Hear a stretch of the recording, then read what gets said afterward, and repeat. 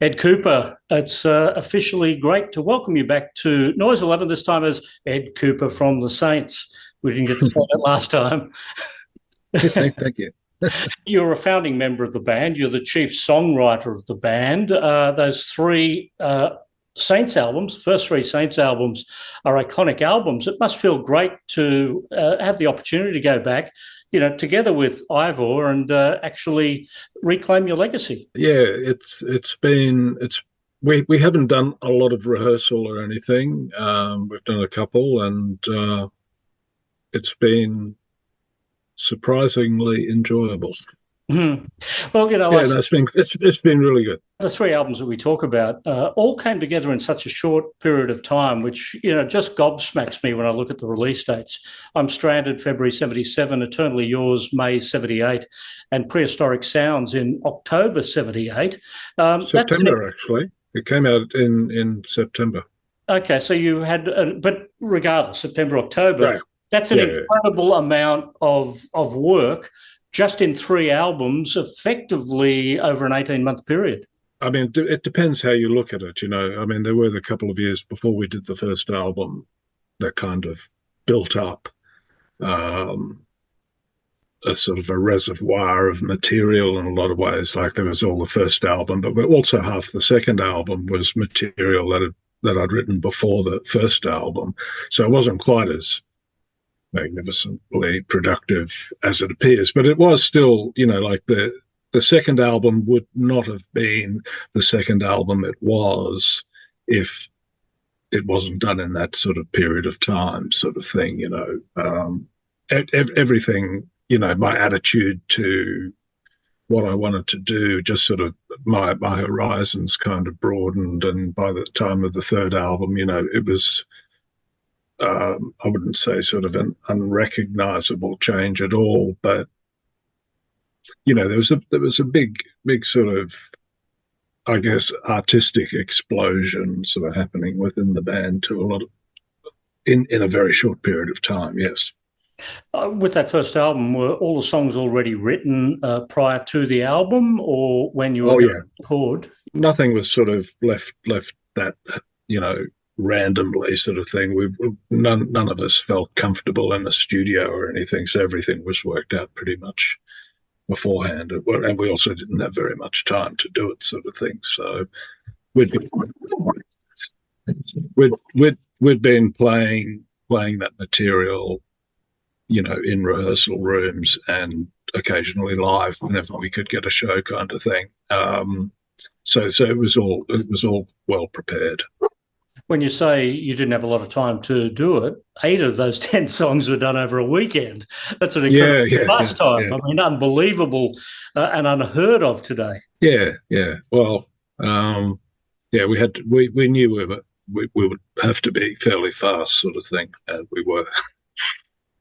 There's also, when I go back and listen to it now, and compared to when I was listening to it back in the 70s and 80s, I'm hearing a lot more diversity today and understanding a lot more diversity with the band, hearing influences from Bob Dylan, the Stooges, Alice Cooper, Bob Ezrin period, even Rolling Stones in there. Were these all bands that you were fans of and you were listening to at the time, probably on that record collection right behind you as we speak? Yeah, some of that stuff, but I didn't know everything, but yeah, everything that I really liked, I would have influenced me in some way. You know, I mean, I couldn't really start to list all the influences, but you know, yeah, sure, there was Alice Cooper, there was certainly the Stooges, you know, the MC5, all the Velvet Underground, all that sort of stuff was a key influence on me. I just loved that stuff, you know, and tried to sort of, you know, make it my own, I guess. Well, a song like Messin' with the Kid, for instance, you know, I hear an element of Bob Dylan in there. Yeah, it's a funny one, Messin' with the Kid. There is a probably lyrically there's a bit of Bob Dylan influence. Musically, it was If You Need Me by Wilson Pickett that I had sort of heard the Rolling Stones cover of it, and I liked it, and I like I used to do and still do if you see a cover of something, to kind of go back to the original. And I think I just found a copy of it on record when that song was written, and they don't really sound the same, but it, Messing with the Kid was done around the time of Knocking on Heaven's Door and If You Need Me. I think they were probably two influences on that. A couple of, I guess, obvious clues to influences, and this is sort of outside the square. Lipstick on Your Collar, a Connie Francis song. Kissin' Cousins, Elvis Presley. River Deep Mountain High is getting more into, what and who the Saints are. But particularly Wild About You, the Missing Links, a great Australian band that probably today have gone pretty much forgotten. Yeah, well, they were when we covered the song. I don't think anybody was aware of the Missing Link, certainly not EMI Records, because on the original release of that LP, the record company put on the songwriting credits for Wild About You, they put unknown. And I'd specifically told them it was Andy from the Missing Links, and they couldn't find any record of it. Like, it wasn't even a registered song. It had been released, but obviously they couldn't find it. And so that was amusing. It's been rectified now, but the Missing Links were completely unknown. Much more in that sort of 60s garage sort of punk kind of mode than by the time we recorded it, sort of thing. The original is sort of very organ based and stuff. We kind of make it our own, I think. But no, it's a great song. Very, very funny lyrics. When we talk about songwriting in the Saints, Chris predominantly was a co-writer with you, except for one track on the third album. But every album has a couple of tracks that are uniquely used. Story of Love and Demolition Girl on the I'm Stranded album were just you. Have you carried them into the solo era with your bands? No, not really. No, maybe Story of Love once or twice, but no, not very much. There's been a lot of other songs since. So we're going to be playing those songs on this tour, a lot of that stuff. It hasn't been played on stage very much. Your Story of Love, the track we were talking about earlier, is when I was talking about Alice Cooper. That was the sort of the Bob Ezrin, Welcome to My Nightmare, Alice Cooper type influence. Was that that sound coming from your producer, Rod Coe, on that track, or were you specifically channeling? I don't think I've even heard Welcome to My Nightmare. So when you were saying Bob Ezrin and Alice Cooper, I was thinking more Love It to Death or Killer or something like that. So there was no conscious Alice Cooper influence on that song at all that I can recall. But what did inspire me as a sort of a guitarist in terms of, like, if not doing the rhythm stuff but playing lead,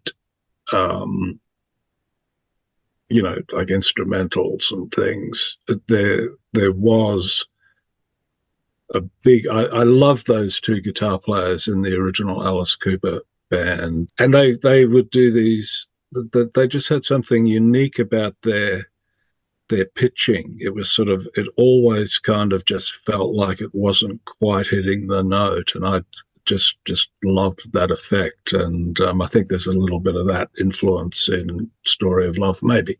Yeah, well, Rod Coe, who was the producer of the 8 tracks that were all done over that weekend, the other producer, Mark Moffat, was the guy who produced I'm Stranded and also No Time. That must have been very early days for Mark Moffat too, because, like he's had a great career that basically took off at the same time your career took off. Yeah, well, Mark was the house engineer and mixed it sort of thing.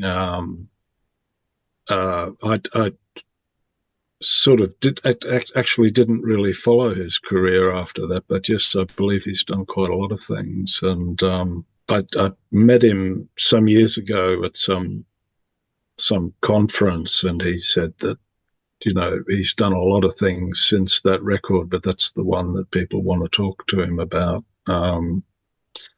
Yeah, I don't think he was expecting that kind of an outcome from the sessions. He was very good to work with. He was very helpful, and we could have really had bad luck and had a really crappy engineer that wasn't open to what we were actually trying to do, which was quite different to what most bands going into studios in those days would have been trying to do. Mm. So that was good luck. Yeah. Fun fact about the Saints, before that first album, I'm Stranded, came out, you opened for AC/DC at one point. Would that have been the Dave Evans AC/DC or the Bon Scott AC/DC? Oh, no, it was the Bon Scott AC/DC. It was at the behest of Michael Browning, who was their manager at the time, because we'd had these great reviews in the UK. And so it was basically for him to check the band out, sort of thing, and so we went along with it. We weren't being inundated with work or anything, and we played as the support act at where was it, Miami Beach High School Hall, I think it was, and yeah. Let's get on to the second album, Eternally Yours, May 1978. Now, if the first album effectively took a couple of days to make, how much time did you devote in the studio to Eternally Yours? We went in and we recorded the album and mixed and did rough mixes. It was probably under a week, and then took a break, and then decided that it needed to be done differently. I wrote a couple of extra songs, and Chris very quickly wrote lyrics to Know Your Product. That was sort of one that wasn't going to be on the original recording. It just sort of seemed that the first take of the album, to my mind, was too close to the first album.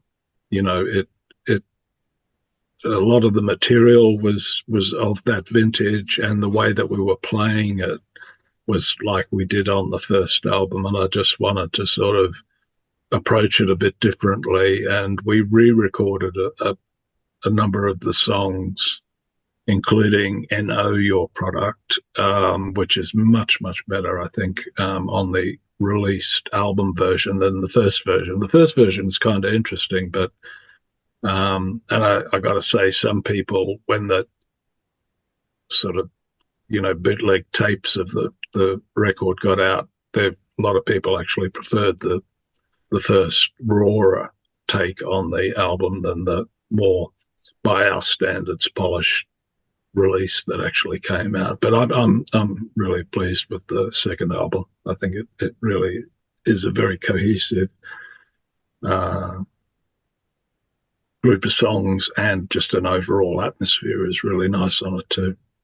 There was a lineup change for the second album. Kim Bradshaw was out. Algie came in and joined the band at this point. Very sad to hear about his passing in 3. He came out of the UK. Was that as a result of you guys being over in the UK? Did you meet him? Yeah. Well, we were there, and we were going to base ourselves there.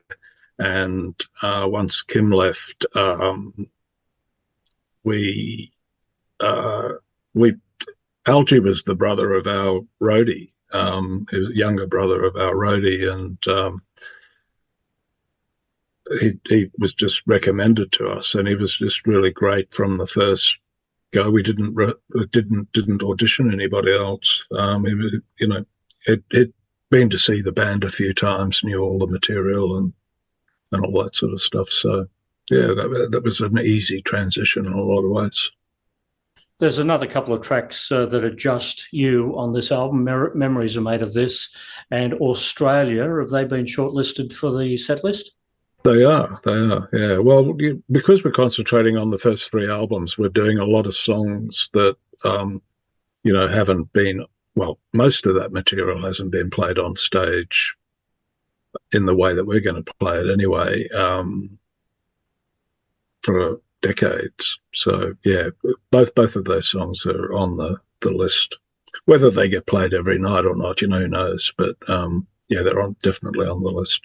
So I would assume for the third album, Prehistoric Sounds, Brisbane, Security City, Church of Indifference and Everything's Fine will likely be shortlisted as well then. We're not doing Church of Indifference. Definitely looking at the other two, yeah. So effectively, when was it that it was you just writing by yourself or you and Chris writing? When was Chris brought in to collaborate with the songs? I always, with the exception of Nights in Venice, which came out of an idea that I had, but was really kind of just developed through playing it for really long periods of time. It became quite a sort of like a meditation almost. And Messing with the Kid, they were sort of just written while we were in the room together and then kind of developed. Everything else, I always just wrote at home. I was, working, and so after work I'd just go home to my parents' place and play guitar and write, apart from doing other things, of course, as well. But, but no, the writing was done, with Chris, myself and Ivor would probably get together, we'd always try for once a week, but sometimes twice a week sort of thing. So that wasn't enough time to write lots of songs. You had to have ideas to kind of bring in, the songs didn't really come out of jams or anything like that. There was sort of a structure beforehand. It is surprising that there's only that one Chris Bailey song off those three albums. That's on the third album, Take This Heart Out of Mine, of Prehistoric Sounds. I guess that's an indicator as to when Chris continued with the name The Saints in later years, it was a completely different sounding band after you left. Yeah, well, I mean, the band really, we broke up and then Chris kind of formed a new version of it. But, I don't want to keep sort of going over that kind of thing. Yeah, we were sort of separating artistically. I mean, there were also, financial pressures and stuff like that by the time we'd done Prehistoric Sounds. We weren't going to get our weekly salary, basically. We're on a sort of a weekly stipend. And I just sort of wanted to take a break, come back to Australia and kind of just reconsider my future after that album. I mean, I was really happy with Prehistoric Sounds, even though I think there are a couple of concessions that were made to the record company that maybe, I'd prefer not to have made in hindsight. It would have made the album a little more concise and I think ultimately more impactful, but, it is what it is. And, Chris was wanting to write different types of songs to what I wanted to write, whether we could have resolved that and kind of, done a more albums like Prehistoric Sounds, where there was sort of like a kind of a balance of material. I would have preferred it to be more hardcore, but, when you're working in a band, you sometimes just have to make compromises and things like that. So yeah, what came after Prehistoric Sounds under the name of the Saints is a very different situation to the first three albums. The Saints in 2024 with you and with Ivor Hay, the founding members of the band, out performing live. How did the phone call go between you and Ivor? Who made the call? I think I emailed him. I keep forgetting we're in the 21st century. Yeah. Lucky I didn't say who. I might have texted him or something. I can't recall. Yeah. We just, and for getting in touch with everyone else, it was just sort of either me or Tim Pittman, my manager, checking on interest and availability and that kind of stuff. So, yeah. And it's a great Saints lineup. Mark Arm of Mudhoney, Peter Oxley, the Sunnyboys, Mick Harvey of The Birthday Party and The Bad Seeds. Now, let's start with Mick Harvey. That's an interesting one because you've got The Boys Next Door and The Birthday Party effectively starting around exactly the same time as the Saints. And not really, no. They're definitely of a later generation. The Saints were sort of 73. The Boys Next Door would have been like 77, 78. That was a different era. But on the other hand, Mick has a knowledge of all that stuff, and I have known him for a really long period of time, and he's a great rhythm guitarist and sort of musical arranger on his own stuff. And so, no, just once the suggestion of Mick came up to do the second guitar part, it was like, of course, he's perfect for it. Yeah, I guess, where I was going there was that the debut albums all came out around the same time for you, for Radio Birdman, and for The Boys Next Door, which effectively was Brisbane, Sydney and Melbourne, all exploding at the same time. Yeah, I guess.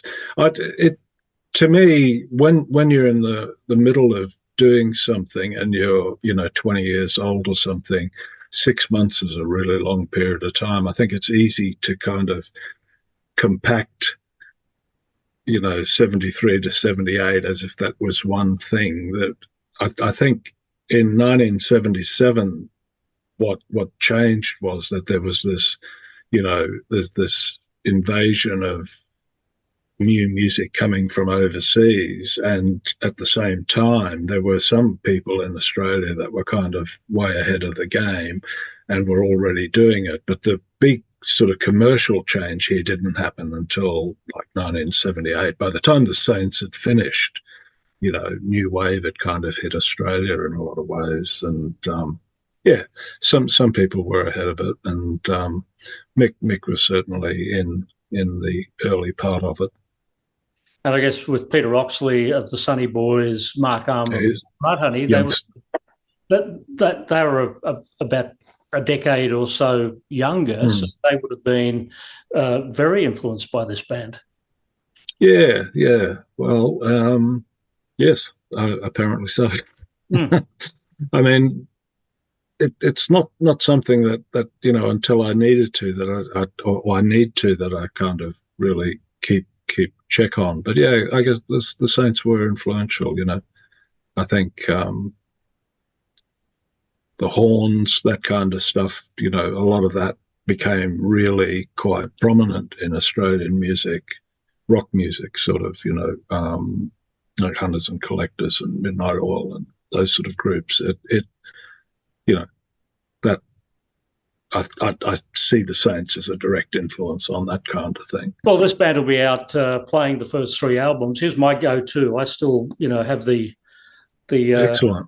Yeah, all the individual albums out there, but this one, because it's got all the bonus tracks on it for the first three albums. It's got Live in London, the 1977 concert, which is just absolutely amazing. 4 CDs. We had that coming out on vinyl for the first time in this box set that's coming out, the Stranded box set. That's that's on there, as well as the first time on vinyl for the Paddington Town Hall show. So there's quite a lot of alternate mixes on the first album, and it's so you'll be able to replace that. Yeah, well, why not? So, all right, we've got that for the home, we've got that for the car, and for the live concert, we can start off in Adelaide on the 13th of November, and it goes all the way through to Wollongong and Byron Bay. Byron, yeah. Byron at the end. So, and everywhere in between. So I'm looking forward to seeing this incarnation of the Saints after having seen the Chris version in 2016. Oh yeah. Looking forward to comparing the Ed version in 2020. Be brutal. Looking forward to it. Thank you, Ed Kuepper. Thank you very much. Good.